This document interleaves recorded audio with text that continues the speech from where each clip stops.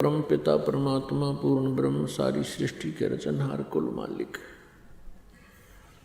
कबीर साहब कबीर देव परम अक्षर ब्रह्म, ये हमारे सब के पिता हैं, ये हमारे जनक हैं। अपने के लिए अपने ही दुखी हुआ करते हैं। हम यहाँ काल के लोक में महादुखी हैं, कोई भी प्राणी सुखी नहीं है। लेकिन हमने इस झूठे सुख को सुख मान रखा है। परमेश्वर कबीर जी याद दिलाते हैं कि इस झूठे सुख को सुख है ये मान रहा मनमोद, ये सकल चबीना काल का, कुछ मुख में कुछ क्रोध। ये सब संसार काल आहार है। इस काल भगवान को 21 ब्रह्मांड के स्वामी को श्राप लगा हुआ है 1 लाख मानव शरीरधारी प्राणियों के नित आहार करने का। इस स्थूल शरीर के अंदर एक सूक्ष्म शरीर है। उस सूक्ष्म शरीर के अंदर हम एक जीवन में जितना भी आहार करते हैं और जितने भी हम व्यसन विकार करते हैं, उन सब का सूक्ष्म अंश समा जाता है। उस सूक्ष्म शरीर को एक बहुत बड़ी पत्थर की शिला है, स्वयं प्रज्वलित है, और उसके ऊपर ये भून कर खाता है। 1 लाख मानव शरीरधारी प्राणियों का नित आहार करता है। श्रीमद् भगवत गीता जी अध्याय नंबर 11 के श्लोक नंबर 32 में ये स्वयं स्वीकार करता है। गीता ज्ञानदाता श्री कृष्ण जी में प्रवेश करके बोल रहा है कि मैं काल हूँ और अब इन सभी लोगों के नाश करने के लिए, इनको खाने के लिए आया हूँ, प्रवृत्त हुआ हूँ। श्रीमद् भगवत गीता अध्याय नंबर 11 श्लोक 21 में अर्जुन स्वयं कह रहा है कि हे भगवान, मैं देख रहा हूँ आपके मुंह में ये सिद्धों के टोल, झुंड के झुंड, समुदाय के समुदाय आपके मुख में जा रहे हैं। आप ऋषियों को भी खा रहे हो, आप सिद्धों को भी खा रहे हो, आप देवताओं को भी खा रहे हो, और ये पूरा संसार आपके मुख में समा रहा है। कुछ आपकी दाढ़ों में लटके हुए हैं और ये सिद्धों के समुदाय आपके सामने मंगल कामना कर रहे हैं, वेदों के स्तोत्रों से आपकी स्तुति कर रहे हैं, अपने जीवन की भीख मांग रहे हैं, आप इनको भी खा रहे हो। तब ये कहता है मैं काल हूँ अर्जुन, अब इनको खाने के लिए प्रवृत्त हुआ हूँ। श्री कृष्ण काल नहीं थे। श्री कृष्ण जी ने पहले कभी अपने आप को काल नहीं कहा, और इस महाभारत के युद्ध के बाद अपने आप को कभी काल नहीं कहा। परमेश्वर कबीर देव जी ने आके हमें बताया है कि तुम भयंकर स्थान पर रह रहे हो। आप जी को सुनियोजित षड्यंत्र के तहत इस काल ने उलझा रखा है, फंसा रखा है। ये जीव सतर की सोच नहीं है कि षड्यंत्र को समझ सके। परमेश्वर ने स्वयं आकर के इस काल के जाल को हमारे सामने सार्वजनिक किया है, इसका पर्दाफाश किया है।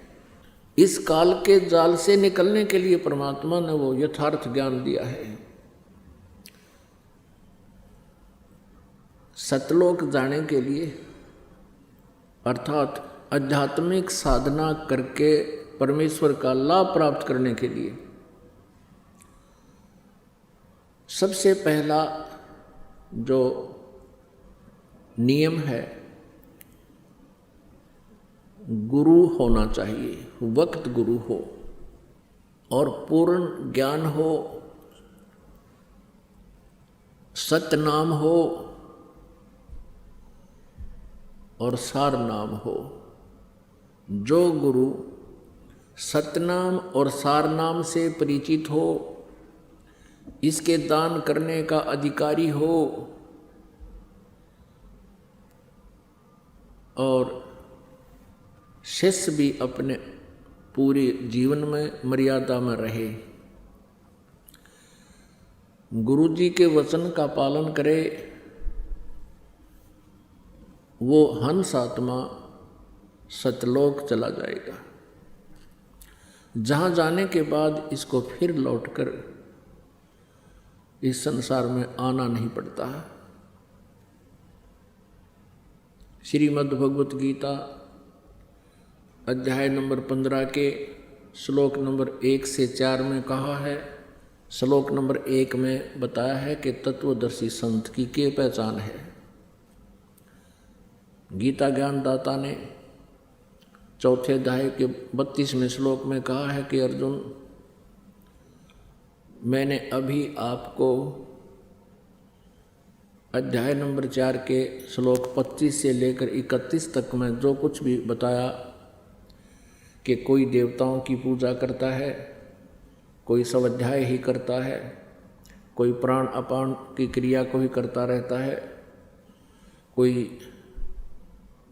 तीक्ष्ण अहिंसा व्रतों का पालन करता है, और कोई किसी प्रकार से कोई हवन, कोई यज्ञ करता है, कोई हवन यज्ञ करता है। तो ये सभी यज्ञ अर्थात यज्ञ मीन धार्मिक अनुष्ठान साधनाएं, सभी व्यक्ति अपनी अपनी साधना को पाप नाशक जानकर करते हैं। यदि इनको ये पता लग जाए कि साधनाएं ठीक नहीं है तो फिर कोई नहीं करे।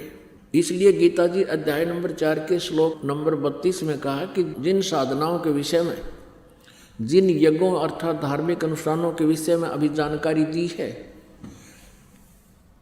इससे अन्य यथार्थ जो भक्ति मार्ग है, यज्ञों की जानकारी है, यज्ञ माने धार्मिक अनुष्ठानों की जानकारी है, वो सच्चिदानंद घन ब्रह्म की वाणी में विस्तार से कहा है। वो तत्व ज्ञान है। इन्होंने अनुवादकर्ताओं ने यहाँ त्रुटि की है, मिस्टेक कर रखी है। मूल संस्कृत में ब्रह्मणे मुखे एक अक्षर है, ब्रह्मणे मुखे।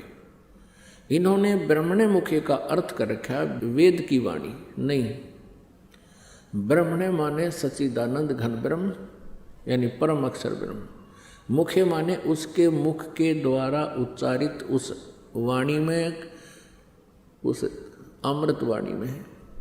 ये धार्मिक अनुष्ठानों की जानकारी विस्तार के साथ कही गई है, वो तत्व ज्ञान है। उस ज्ञान को तू तत्वदर्शी संतों के पास जाकर समझ, चौथे अध्याय के 34वें श्लोक में। और वो तत्वदर्शी संत तुझे उस परमात्म तत्व का ज्ञान कराएंगे। अब गीता ज्ञानदाता अपने से अन्य